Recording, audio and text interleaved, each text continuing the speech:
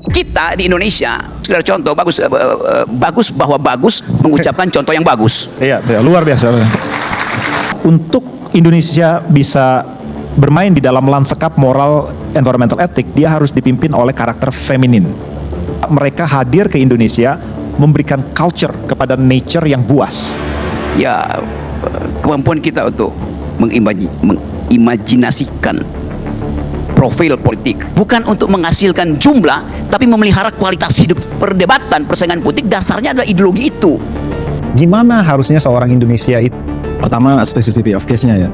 Ambiguitas yang tertata. Ambiguity, iya. Karena saya sangat memanfaatkan ambiguity tersebut. Ya.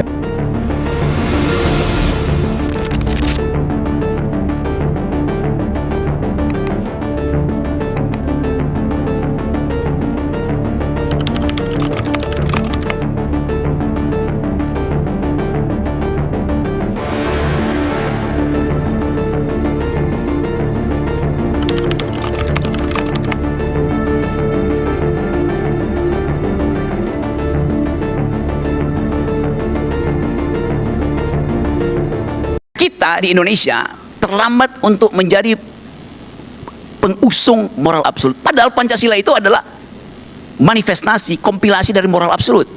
Humanity ada di situ tuh, social justice ada di situ tuh, demokrasi ada di situ tuh.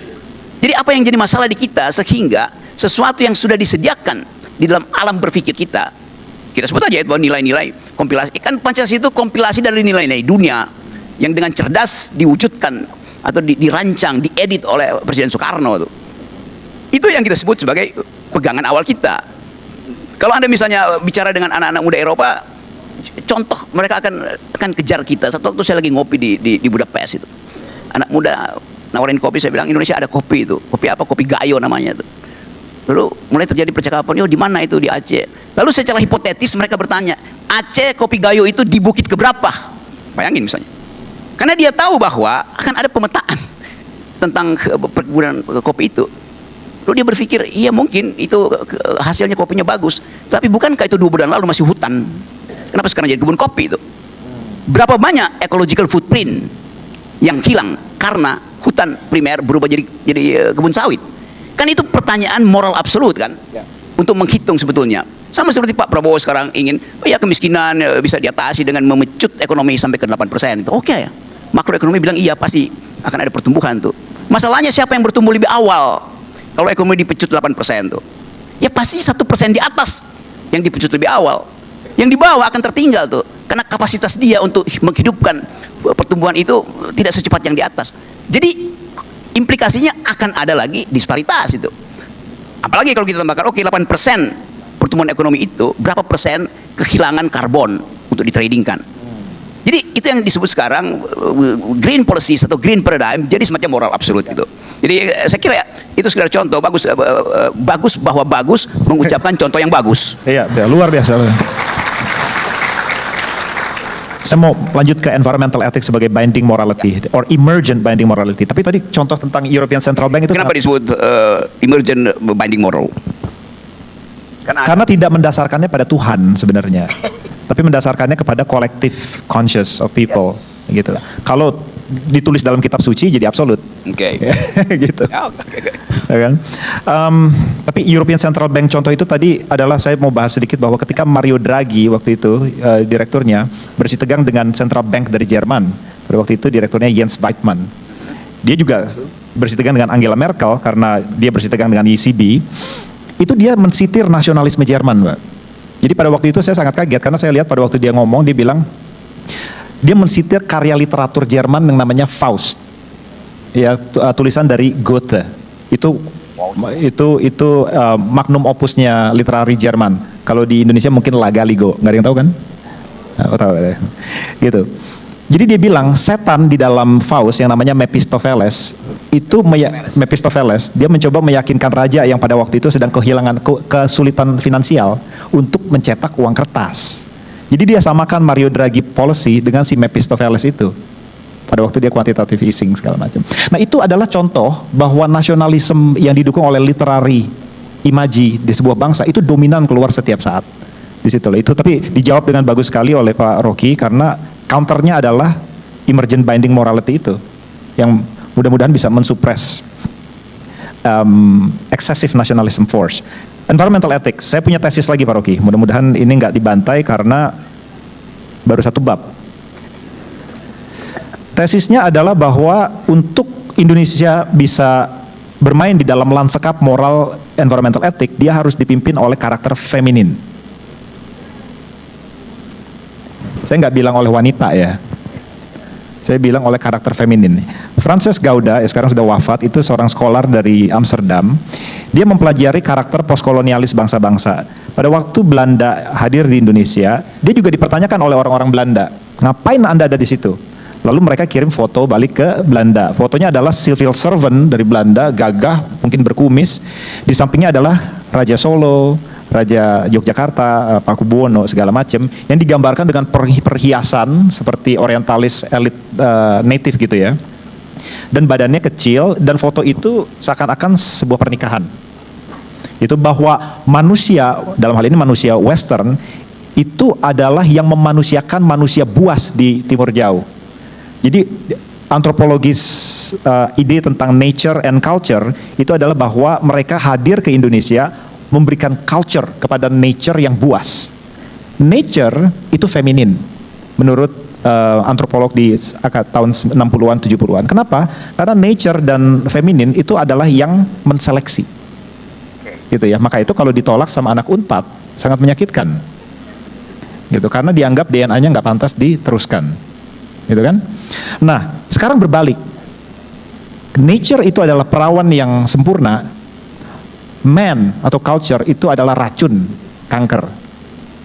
Indonesia punya moral kapital dan natural resources untuk berbicara banyak di situ, tapi dia harus mengejawantakannya sebagai Indonesia the nurturing country, the steward of the earth, feminin. Oke. Ya, kemampuan kita untuk mengimajinasikan profil politik di dalam versi feminin dimungkinkan memang karena narasi kita Ibu Pertiwi. Betul. Hal-hal yang memungkinkan kita mengingat. Kita tahu bahwa kata bumi itu yang juga semacam sinonim dari nature itu, Gaia, artinya perempuan tuh. Kita mengerti bahwa kalau kita eksploitasi nature, maka kita mengeksploitasi rahim perempuan. Kan itu prinsipnya. Jadi kalau saya bayangkan nature yang feminin itu rahim perempuan, tetapi untuk mengetahui isi rahim itu saya perlu stetoskop laki-laki, saya perlu USG mesin yang kasar. Kenapa misalnya diperlukan 3 dokter minimal hanya untuk mendeteksi apa yang ada dalam rahim perempuan itu? Dokter anak 1, ginekolog 1, radiologi 1. Padahal bukankah rahim itu berbicara sendiri pada si ibu? Detak jantungnya sama dengan detak jantung ibunya. Kecemasannya sama dengan kecemasan ibunya. Tetapi patriarkisme ini memanfaatkan teknologi untuk mengeksploitasi rahim perempuan supaya timbul labor value-nya di situ. Karena investasi teknologi artinya mesti kembali uangnya. Nah, itu yang memungkinkan kita menganggap bahwa bahkan bagian yang paling feminin dari peradaban hanya mungkin dikenali kalau ada peralatan patriarkis yang namanya ilmu kedokteran modern. Kita bisa usut etik di belakang ilmu kedokteran modern. Kita bisa usut persekutuan antara politik dan para farmasis itu, pembuat kebijakan. Tapi dasarnya adalah bring nature itu kembali ke dalam perencanaan politik. Nah, yang ingin kita tagih di situ hari ini. Dan pembuktian itu kita lengkapkan dengan statistik bahwa Indonesia hari ini stuntingnya 20%. Artinya 1 dari 5 kelahiran pasti akan kekurangan gizi. Artinya otaknya akan menyusut 30%. Bagaimana mungkin kita bertanding untuk dapat bonus demografi dengan otak yang menyusut itu? Konsekuensinya panjang tuh. Jadi kalau kita katakan bahwa kembalikan alam itu, oke, nanti Presiden Jokowi bilang kan udah hilirisasi, energinya bersih di hulu, memang dihilir.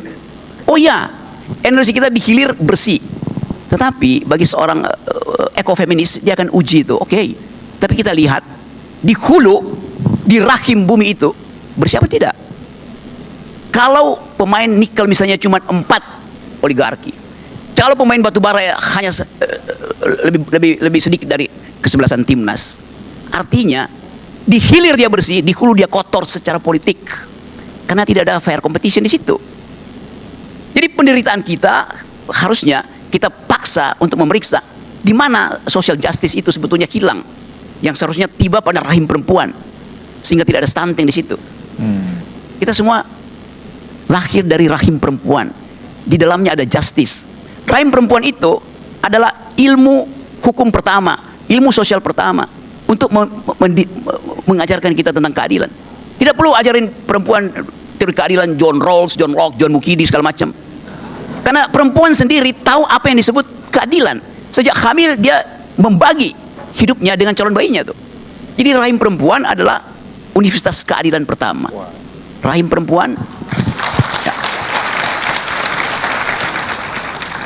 I am a male feminist. Kita semua berasal dari rahim perempuan. Begitu kita keluar dari rahim perempuan, kita pindah ke rahim laki-laki. Rahim laki-laki itu adalah munas partai politik. Rahim laki-laki itu adalah APBN. Jadi bayangkan misalnya, sesuatu yang kita bayangkan sebagai keadilan, akhirnya kita temukan kontradiksinya tuh. Gini rasio kita tidak dibaca berdasarkan apa yang kita miliki, tapi apa yang kita keluarkan. Spending expenditure kita yang dihitung, sehingga seolah-olah nggak ada masalah dengan keadilan tuh. Gini rasio kita berapa? 31, 32, 37. Tetapi yang diukurkan adalah expenditure. Kalau ada pejabat statistik datang ke sini, dia tanya ke saya, Pak Rocky, berapa pengeluaranmu? 10.000. Kenapa? Ya saya cuma makan pisang Ambon. Di dalamnya ada nutrisi, ada mineral di situ, ada karbohidrat, ada vitamin. Pisang Ambon aja kan. Dia keluar dari ruangan ini, dia bertemu dengan seseorang yang lagi parkir mobil two-seater di situ, tapi pakai supir. Berapa pendapatanmu? Dia bilang 10.000. Kenapa? Saya cuma disuruh makan vitamin, karena saya banyak penyakit. Orang kaya ini jujur mengatakan 10.000. Saya bilang 10.000. Sama-sama jujur kan? Ada mahasiswa dari sini keluar dari Endgame, ditanya sama statistician itu, Anda berapa pendapatanmu? 10.000. Pengeluaranmu 10.000. Kenapa? Saya cuma makan 1 kali sehari. Berapa? 7.000. 3.000. Buat apa? Beli promah. Buat nahan rasa lapar itu. Jadi di headline Jakarta Senayan Distrik, rasio Gini-nya adalah 0. Tidak ada kesenjangan. Sama-sama keluarin 10.000. Tapi coba dihitung aset kekayaan. Dompet saya pasti sedikit lebih tebal dari Bagus, karena dia masih dosen. Saya udah dipecat jadi dosen. Tetapi dompet kita semua di sini dikumpulkan, nggak ada apa-apanya dengan dompet pemilik BMW two-seater di situ kan. Dan dengan cepat ketika terjadi krisis politik, kita semua ini yang mesti berhadapan dengan kekuasaan, yang punya two-seater itu udah sampai ke Halim dalam 20 menit. Ngapain? Private jetnya nunggu dia di situ. Jadi kita mau gambarkan sebetulnya cara kita mengakses informasi itu. Nah, poin-poin ini yang saya kira mendasari kita untuk memuliakan kembali posisi femininity di dalam politik. Jadi ya kembalikan saya pada rahim perempuan, ke dalam rahim perempuan. Kalau misalnya ada anak ya di sini, saudara-saudara, ibu, mbak, teman-teman perempuan yang lagi hamil dengan alasan pun saya nggak peduli. Anda lagi hamil, lalu si petugas statistik tadi, seorang surveyor itu, lembaga survei, dia tanya pada Anda sebagai perempuan, ibu bahagia nggak dengan kehamilanmu? Ya tentu saya bahagia tuh, wajah saya sumringah. Pasti semua ibu yang hamil bahagia dengan kehamilan dia. Tapi coba surveyor itu tanya pada si bayi yang ada dalam rahim ibu itu, nah bahagia nggak kamu kalau dilahirkan? Oh tunggu dulu, kasih statistik, kata si bayi itu. Lalu kita kasih statistik tadi itu, bahwa stunting itu 20% loh. Berarti ada kemungkinan saya stunting ya om. Ya nggak apa-apa, saya tetap mau lahir. Tapi saya dengar Ibu Sri Mulyani bilang, kata si bayi, karena dia nguping, kata Ibu Sri Mulyani setiap bayi Indonesia yang lahir sudah dibebani utang 50 juta per orang tuh. Survei bilang iya benar. Nah kalau begitu saya tidak ingin dilahirkan karena potensi saya stunting dan harus membayar hutang 50 juta. Bayi itu bilang, biarkan saya tinggal di dalam rahim ibu karena saya tidak ingin bayar hutang yang dibuat oleh Mulyono. Kan imajinasi kita begitu. Kalau kita tidak mampu untuk membaca literatur, gampang baca literatur itu. Oke, sebelum saya kena dali, silakan bagus. I'm really enjoying that, really. Sayangnya punya 4 menit lagi sisanya Pak. Tapi Pancasila tadi Pak Rocky bahas sedikit gitu ya. Sebenarnya saya pakai bahasanya sintetik gitu, tapi bukan derogatory. Maksudnya sintetik itu bagus dalam hal dia amalgam dari beberapa competing paradigm gitu. Tapi harusnya yang jeleknya bisa dihapus, yang bagusnya masuk ke situ. Kalau sebuah asas tunggal atau falsafah bernegara itu bisa menjadi falsafah bernegara, itu menurut saya hanya karena dia bisa menyelesaikan masalah praktis. Falsafah bernegara orang Amerika loosely adalah etos individualisme yang mungkin bisa ditarik akarnya dari gerakan Protestanik Calvinis gitu ya. Jadi dia menjunjung tinggi individualisme dalam ekonomi, jadi kapitalisme, jadi free speech, jadi gerakan feminis, segala macam gitu ya. Nah, bagaimana dia menyelesaikan masalah praktis? Oke, misalnya saya kasih contoh. Ada masalah kekerasan dalam rumah tangga. Solusinya, kita pasang CCTV di setiap kamar tidur. Lalu dilema itu diberikan kepada orang Amerika. Dia pasti tidak akan mengorbankan privacy untuk security. Aborsi pun demikian, cuman permasalahannya yang disebut individu itu bayinya atau ibunya, tapi tetap individual. Nah, Indonesia harusnya punya super asas tunggal. Pancasila, semuanya ada di situ. Gitu. Pertanyaan saya terakhir untuk menutup Pak Rocky adalah bagaimana seorang super Pancasilais bernavigasi di lanskap sosiopolitik Indonesia ketika menghadapi pandemi, krisis pangan, dan lain sebagainya. Oke, ya, cari akal ya buat menyelesaikan problem super filosofis ini. Hendak diterangkan melalui pendidikan P4 atau kursus Pancasila bahwa kita adalah masyarakat yang bukan komunitarian, hidup di dalam Gemeinschaft itu, kalau pakai sosiologi siapa Durkheim atau siapa itu, bukan Gesellschaft, Durkheim ya, oke. Jadi ada persahabatan, ada kehendak untuk membagi, itu bagus betul tuh. Kalau itu kita pakai, nggak mungkin ada kelaparan di Indonesia. Karena ada sistem extended family. Di Amerika tidak ada sistem itu. Anda nggak punya penghasilan, Anda mati itu. Di kita, Anda nggak punya penghasilan, nggak bisa bayar uang kuliah, pamanmu masih bisa ambil alih itu. Hal yang bagus dari Gemeinschaft ini. Sistem kekerabatan masih ada di situ. Jadi kalau misalnya ada statistik hari ini, malam ini, ada 19 juta orang Indonesia yang tidur dengan rasa lapar itu, dengan perut kosong maksudnya. Siapa mereka? Tidak diberitahu di situ siapa mereka. Tetapi logika kita tentang feminisasi kemiskinan itu memungkinkan kita untuk menebak. Yang paling nggak bisa, yang paling banyak tidur dengan perut lapar pasti perempuan itu. Karena tadi ada kehidupan Gemeinschaft bahwa kendati si perempuan belum makan malam-malam, dia menunggu suaminya supaya dia bisa katakan bahwa ayah ini nasi yang masih tersedia. Kamu udah makan? Sudah. Dia berbohong perempuan itu. Anaknya dia mesti kasih duluan tuh. Jadi sebetulnya kepancasilaan itu juga menyembunyikan eksploitasi kelas. Karena sifat kefemininan kita itu. Nah, kita mau terangkan itu untuk memperlihatkan bahwa Pancasila itu bagus, tetapi kalau di dalamnya individualisme dihilangkan, maka prinsip pertanggungjawaban juga hilang. Tapi yang saya maksud dengan individualisme adalah bukan, kalau orang bilang individualisme kan dianggap sebagai itu kapitalistik, itu bukan. Individualisme dalam pengertian bukan kepentingan individu tapi kebebasan individu, itu yang saya maksud. Dan itu adalah hal yang dari awal ada di Republik ini, itu kebebasan individu. Yang kadang-kala dianggap bahwa oke, itu artinya, jadi bukan individualisme dalam versi kapitalisme, tapi individualisme dalam versi liberal sosialisme tuh. Pertanggungjawaban saya mesti ucapkan itu.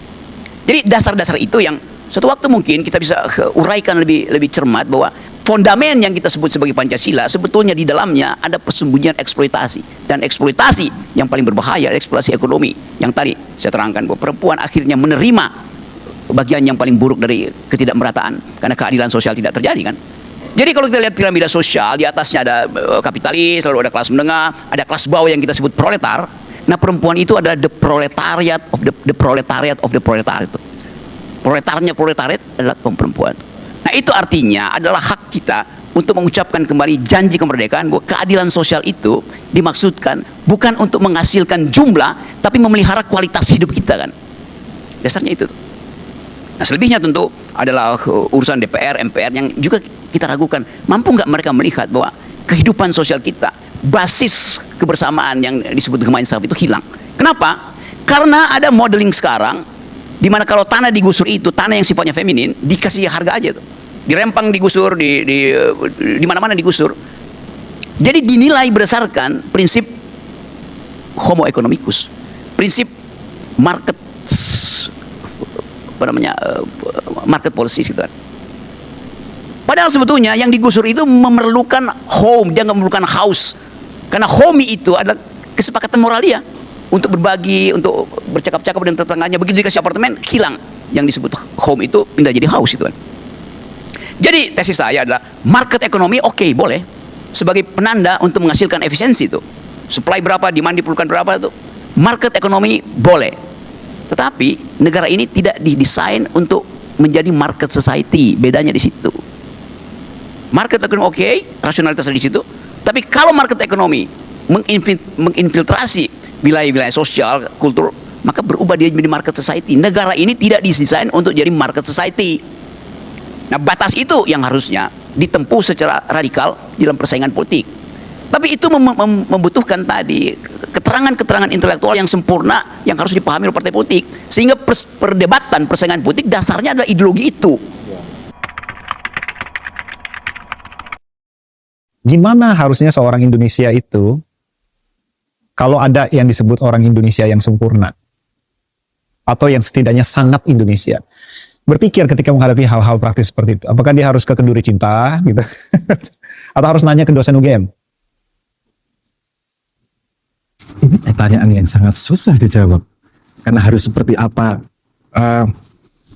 Pertama, specificity of case-nya ya. Mungkin seperti apa, responnya seperti apa. Dan tentu kalaupun saya ngomong itu pendapat pribadi, pribadi saya. Tapi mungkin kita perlu gali ke akarnya nih. Kenapa sih? Gimana Islam itu masuk Indonesia atau sebagai apa sih? Benar, sebagai belief. Ya. Apakah kalau itu memang sebagai belief atau way of life, kita benar-benar mengikuti agama Islam, seharusnya banyak masalah yang tidak muncul nih. Karena korupsi misalnya itu tidak dilegalkan di Islam, atau penipuan dan seterusnya itu nggak dilegalkan di Islam. Tapi Islam tetap hidup di sini dari zaman dulu sampai sekarang. SS buat nih. Ini pertanyaan sudah yang tanya nggak tentang Islam aja ya, tapi tentang banyak fenomena di Indonesia. Saya punya formulasi berbeda terhadap itu. Ini anahnya. Perspektif awalnya nih, perspektif awal untuk digest informasi tambahannya ini saya melihatnya sebagai problem of existence. Jadi everyone itu butuh penyangga dari keberadaannya, psychologically maupun physically. Kalau physically kita bisa define gampang makanannya, apa yang dia makan, apa yang dia minum, yang dia konsum itu jadi penyangga dari keberadaan fisiknya. Tapi keberadaan dirinya di sosial itu tentu ada penyangganya. Keberadaan dirinya pada dirinya sendiri itu tentu ada penyangganya. Dan penyangganya ini kan berjalan berbeda nih setiap zaman. Ketika ada sosial media, penyangga keberadaannya bisa menjadi like atau follower nih. Sehingga ketika tidak ada like, tidak ada follower, dia merasa sangat sedih, depres karena merasa nggak ada eksistensinya itu sendiri. Ada suatu saat di mana penyangganya adalah beliefnya dia. Jadi kepercayaan bukanlah sesuatu yang dia ikuti, tapi dia merasa berada ketika dia punya kepercayaan. Jadi kalau ada statement yang mengatakan bahwa itu membantu orang menjadi, ketika orang sedih atau miskin masalahnya banyak, terus agama jadi kemudian remedy, jadi obatnya. Saya bisa ngomong nggak hanya agama, kamu punya kucing juga jadi menyembuhkan itu, karena ketika kamu punya kucing, keberadaanmu adalah penyangga keberadaanmu adalah kamu useful to something else nih. Kan ini tinggal connect keberadaan manusia, existence dirinya dia connect sama siapa, dan itu benar-benar personal personal choice. Kebetulan karena Indonesia juga punya kultur riungan, kultur senang ngobrol, senang pandangan sosial adalah penting. Jadi kemudian masuk itu penyangga keberadaan personalnya itu juga dipengaruhi oleh sekitarnya. Adakah landasan yang merupakan juga landasan ilmu pengetahuan yang kemudian bisa digunakan untuk menguji keabsahan elemen-elemen dalam keyakinan atau dalam agama? Sehingga kita tidak rentan terhadap manipulasi oleh otoritas yang mengatasnamakan figur keagamaan. Karena kita lihat bahwa Indonesia untuk maju ke depan tidak mungkin menyingkirkan elemen transendental seperti Tuhan, karena itu ada di sila pertama di Pancasila. Tapi dalam hal yang lain tidak mungkin kita menyingkirkan teknologi atau membuatnya semacam hal yang sangat terpisah dari ketuhanan. Karena tidak mungkin kita bisa berkompetisi dengan negara-negara lain tanpa inovasi yang merupakan anak dari ilmu pengetahuan. Permasalahannya bagaimana rekonsiliasi yang cakep yang membuat Indonesia itu tidak kehilangan jati dirinya, tapi juga bisa berkompetisi dengan dunia lain. Dunia luar maksud saya. Gitu loh. Jadi kita bahas tentang Al-Ghazali, tentang mekanisme saintifik yang dia gunakan untuk menjustifikasi tenet-tenet dari keagamaan itu sendiri. Kalau misalnya gini, kalau ada reposisi gini gimana? Loh, jati diri Islam Indonesia adalah yang melawan sains itu. Itu kan udah mentok tuh. Ya, oke. Kita back engineer aja kalau gitu. Oke, berarti kan Gimana? Apakah memang betul ada seperti itu? sepanjang saya tahu enggak agama sama sekali tidak. Ya seperti saya katakan tadi, bagaimana mungkin kalau premis dari awalnya adalah tidak urusan knowledge, gimana sains bisa tumbuh? Ada zaman emas Islam di sana dan memungkinkan itu untuk jadi tumbuh luar biasa. Fair. Itu pasti ada mistern di alur sejarah nih. Ada salah belokan di alur sejarah sehingga emphasize kita di area yang berbeda. Ya kalau ada yang ngomong zaman dulu ketika dunia Islam sibuk sains, teknologi knowledge, di Eropa zaman ke-8 ributnya agama, sekarang kebalik. ada yang ngomong gitu juga. Itu sebetulnya juga kalau sepemahaman saya, baliknya kan kita hanya bisa mempertanggungjawabkan sebuah narasi pada premis utamanya dia.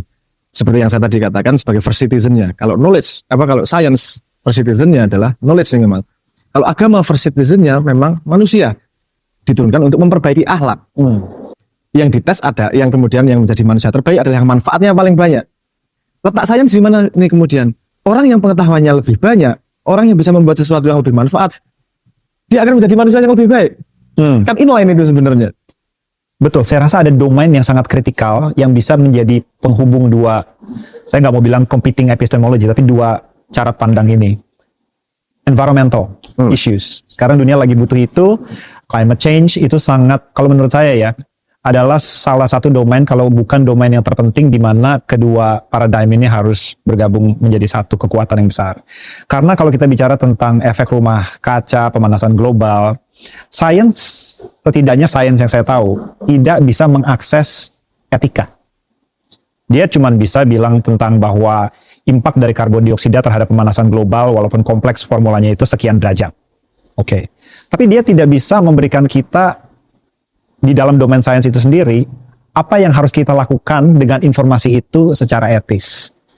Di situ harus diisi, kalau menurut saya, mungkin menurut Mas Abraham beda, harus diisi oleh apapun itu yang mendasari jati diri Indonesia gitu. Apakah Indonesia punya moral underlying untuk ini problem atas itu? Mohon maaf nih, problemnya karena memang kita memeluk agama bukan melakukan agama itu tadi dengan understanding yang belum kafah. Itu kalau di agama argumentasinya mohon maaf agak sederhana sekali kok. Itu premis awalnya manusia itu adalah menjadi khalifah. Khalifah adalah yang gantiin Tuhan ngurusin dunia. Itu udah argumentasi dasar. Kalau ada banyak makhluk yang kemudian mati, ada banyak makhluk yang kemudian rusak, you fail as a khalifah. Kamu fail sebagai manusia. Karena kamu sudah diserai sebagai khalifah di muka bumi. What do you do dengan kekhalifahanmu? Itu question yang ditanyakan, pasti salah satu efeknya nanti ngurusi environment juga. Iya. Karena memang dalam tanda petik yang dibahas di agama itu adalah perbedaan sudut menuju Ka'bah atau yang rule kayak gitu, kita jadi pelaku sebagai human-nya jadi nggak dapat emphasis nih, karena kita masih karena kita belum cukup dewasa bahwa penyangga keberadaan kita bukanlah kesalahan orang lain. Penyangga keberadaan kita adalah fungsi kita di lingkungan itu tadi loh. Iya. Sehingga kalau saya ngeliat misalnya komen YouTube kalau pendapat yang berbeda atau dia tidak paham, saya kan mencari tahu tuh, ini dia punya energi segini banyak untuk menyalahkan orang lain, nulis berparagraf-paragraf, apa motif yang di belakangnya sih? Iya. Kan itu. Iya. Need semua apa sih? Terutama kalau tidak didukung oleh individual effort gitu ya. Jadi dia hanya kamera roll on, nyalain orang lain semuanya. Ya, misalnya ini effortnya segini gede, kenapa sih? Ya. Saya mencoba mencari angle yang tidak cynical. Gimana kita mencari penjelasan yang tidak menyalahkan dia juga? Karena saya yakin semua orang melakukan segala sesuatu itu yang menurut dia benar. Saya coba mencari tahu yang kebenaran yang seperti apa sih yang membuat kamu bisa punya energi segini banyak. Instead of solving our problem bersama, nyalahin orang lain, jatuhnya lagi ke teori itu tadi, teori eksistensi itu tadi, itu tadi. Karena ketika aku believe something, aku harus di-approve sama orang lain untuk menyangga keberadaan truthful nih. Ketika ada orang yang kontra opinion, dihajar sama dia karena mengganggu keberadaan dia. Padahal yang ngomong juga nggak kenal, nggak gimana juga. Memang tadi ada yang satu yang nancep ke hati saya waktu Mas Abraham bilang pemeluk agama dan pelaku. Menurut saya Mas ya, kita ini terlalu vulgar dalam membahas agama di ruang publik. Terlalu gampang orang bertanya, percaya Tuhan nggak? Percaya agama ini nggak? Percaya agama? Menurut saya itu hal yang tabu Mas sebenarnya untuk dibicarakan di muka publik. Kalau saya tanya Mas Abraham percaya Tuhan yang mana? Itu kan sama aja saya nanya Mas Abraham tidur sama siapa tadi? Gitu kan. Apalagi tanpa didukung oleh semacam individual effort. Dan itu satu, itu unprovable. Kalau aku mau ngomong iya atau enggak pun kamu nggak bisa proof juga. Iya. Nomor dua, your idea of percaya sama my idea percaya itu bisa sama sekali berbeda loh. That's right. Aku melihat yang ini aku sangat takut ya. Karena kalau itu kita harus punya solusi yang sangat sophisticated. Intrinsically menurutku bahasa kita tuh low resolution. Mohon maaf. Jadi ketika kita ngobrol something yang sangat cukup dalam, spesifik dan butuh detail, itu kita akan miss di tengah jalan banyak hal nih. Karena kosakata kita sendiri nggak banyak. Ini bagus untuk bercanda dan bikin sastra. Tapi untuk ngomong something yang presisi. Dan saya kalau pull up, kalau saya narik bahasa Inggris dimarahin juga. Ke Inggrisnya. Ngomong Inggris kan gitu. Tapi kadang-kadang ada bahasa yang memang nggak bisa ya kita low resolution. Memang Noam Chomsky, salah satu mungkin figur linguis di dunia itu pernah bilang begini Mas, bahwa bahasa itu sebenarnya bukan tercipta atau diciptakan sebagai mode for communication. Bahasa itu adalah medan artikulasi pikiran. Ya tentu aja kalau terartikulasi kemudian bisa dipakai untuk berkomunikasi. Tapi tujuan bahasa pertama itu untuk mengartikulasi pikiran. Memang bahasa Indonesia itu adalah ejawantah dari kepribadian atau DNA orang Indonesia yang cara berpikirnya itu diejawantahkan lewat kosakata bahasa Indonesia. Tapi menurut saya ini nggak bisa dibuktikan. Sorry. Menurut saya bahasa itu kayak alat Mas. Iya. Memang secara kosakata mungkin kurang banyak, kita bisa hitung secara empiris gitu ya. Tapi bahasa yang tidak spesifik itu punya potensi lain dalam menggerakkan emosi orang. Yes. Makanya tadi saya bilang untuk sastra, untuk bercanda itu oke. Tapi itu yang spesifik sekali itu jadi ya di sisi lain bagus, di sisi lain buruk, selalu ada ups and down-nya. Dan jangan lupa nggak ada bahasa Indonesia loh. Ya, pada sebuah titik kita setuju menggunakan bahasa Melayu pasar untuk kita gunakan bersama. Artinya kalau ngomong bahasa Indonesia akarnya juga ada satu spesifik part di Indonesia. Karena misalnya kalau sepemahaman saya by no means ahli bahasa sama sekali ya. Tapi kalau saya tahu bahasa Jawa itu spesifisitinya jauh sama bahasa Indonesia. Jumlah kosakatanya itu sangat-sangat spesifik, lebih detail dalam tanda petik seperti itu. Jadi kita nggak bisa, agak susah juga nih kalau ngomong Indonesia dengan bahasa Indonesia, karena bahasa Indonesia adalah konvensi yang lahir 28 itu kan, 1928 itu. Sebelum itu nggak ada yang namanya bahasa Indonesia, yang ada namanya Melayu pun Melayu pasar. Karena Melayu kromonya juga nggak kita pakai kan, katanya gitu kata seluruh. Memang itu sangat membentuk sih. Kalau saya ngajar, waktu saya hidup di Inggris ya. Jadi kalau kita bicara tentang konsep waktu aja misalnya ya, kita selalu in the summer on Monday at 2 p.m. in bahasa Jerman pun ada am gitu ya. Di Indonesia bahasa Indonesia ya udah sesok sesok ya gitu. Wah, itu makanya akan membentuk Makanya gimana tuh? kehangatan hidup. Iya. Itu menurut saya paling hangat di Indonesia. Hangat ya, hidup hangat itu maksudnya Iya. kita ketidakjelasan, ketawa, langsung aja, itu enak banget di Indonesia. Dan saya tidak menemukan di tempat lain di dunia. Mohon maaf, ini dari pengalaman pribadi saya. Betul. Dan lucu. Tadi Mas bilang lucu atau sastra itu sangat bergantung pada ambiguitas. Iya, Kalau nggak ambigu, terus makanya orang Jerman mau ngelucu dia susah, setengah mati. Susah setengah mati orang Mesti Jerman. mikir dulu kan, Iya. karena kompleks grammarnya itu. Kompleks grammarnya, katanya terlalu spesifik. Iya. Ambiguity sangat berguna untuk Iya. kalau itu saya agak punya otoritas lah ngomong Iya. tentang sastra penulisan, karena justru ambiguitasnya itu Makanya membuat kita lirik bisa- lagu-lagu Mas tuh sangat-sangat bisa mengena kemana-mana karena punya ambiguitas yang tertata. ambiguity, iya. Karena saya sangat memanfaatkan ambiguity tersebut. Iya. Ya. Itu kelebihan. Jadi as a human Iya. yang udah nggak punya ini. Kalau dunia sudah tertata nih, nggak ada masalah. Paling enak pakai bahasa Indonesia. Tapi kalau masih banyak masalah, kita perlu ada specificity tentang penggunaan bahasa itu lah. Nah ini cuma masalahnya kita dalam dunia yang tidak tersekat-sekat lagi Mas ya. Jadi suatu saat nanti saya mungkin bermimpi bahwa Indonesia tuh mulai memanifestasikan its post-colonial development. Ya. Jadi outward looking. Kita berpikir ke depan bahwa tidak lagi kita mengirim mahasiswa Indonesia keluar, tapi saatnya kita mengundang mahasiswa dari Inggris atau Amerika untuk datang belajar di Indonesia. Pada suatu saat nanti kita harus fasih berbahasa, bukan hanya Inggris atau Indonesia, tapi juga berbahasa sains, fasih berilmu pasti, gitu. Ini pertanyaan yang mungkin agak sulit gitu. Mas Sabrang melihat nggak bahasa Indonesia itu up to the task for that? Yang membuat saya punya pintu untuk nggak masalah dengan bahasa Indonesia sekarang, karena kita punya antropologi, sejarah antropologi kita sangat mudah menyerap. Oke. Bahasa Sanskerta diserap jadi bagian bahasa kita, bahasa Oke, Inggris diserap oke. bagian, bahasa Inggris diserap jadi Iya. bagian. Kita memang mesh dari banyak culture nih, dan kita terbiasa dengan itu. Artinya expanded dan sangat nimble. Kita sangat fleksibel sebenarnya. Ini tapi juga gini. Kalau tadi salah satu challenge-nya adalah bagaimana kita bisa di dunia untuk bisa main di panggung dunia Iya. dalam petik gitu ya. Saya kan selalu menanyakan gini, apa mungkin kereta yang di jalur rel yang sama nyalip kereta depannya?